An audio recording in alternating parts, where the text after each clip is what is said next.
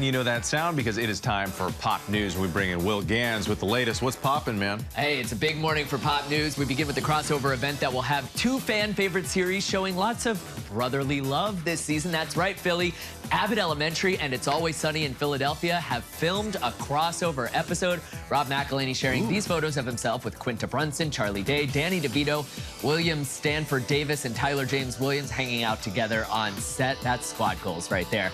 Quinta had teased the potential collab at Comic-Con in July, saying, "It's really exciting, and I think it'll change television as we know it." I think it's going to be huge. There's so many talented people behind that. And, like, big fan bases built in for both of those shows. It's going to be amazing. Plus, it's Philly. Exactly. Can't go wrong. Exactly. All right, you already know that Goonies never say die, but did you know that at least one Goonie is gearing up to say, ho, ho, ho?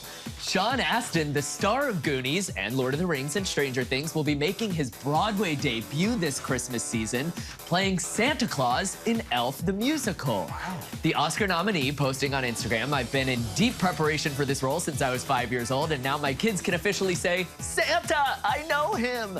Sean will star alongside Gray Henson, who will play Buddy the Elf, with the musical slated to open on Broadway on November 9th.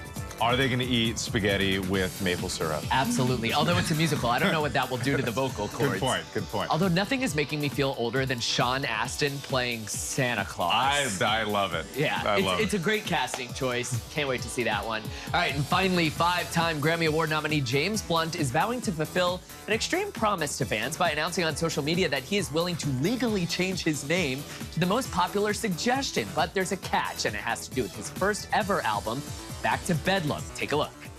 If Back to Bedlam re-enters the charts at #1, I will legally change my name. What will I change it to? I'll let the people decide. But if it doesn't go to #1, I'm not changing my name. It's safe to say this is the most important democratic moment of the year. His words, not ours. That's saying a lot. Yeah, Blunt going on to explain that the name with the most likes in the comments would be the winner, and right now some of the most popular suggestions on Twitter include Blunt Force, Blunty McBluntface, and even James Corden.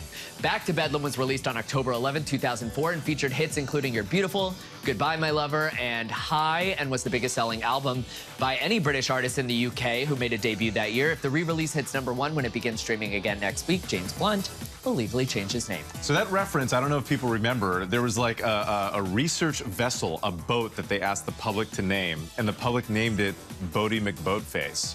So Love it. Blunty McBluntface is a spin on that. It's hilarious for us. I don't know how he feels about it. Yeah, it's great when you show up at the passport office. Yeah. Will Ganss, as always, thank you so much. Thanks, Whit. Appreciate it.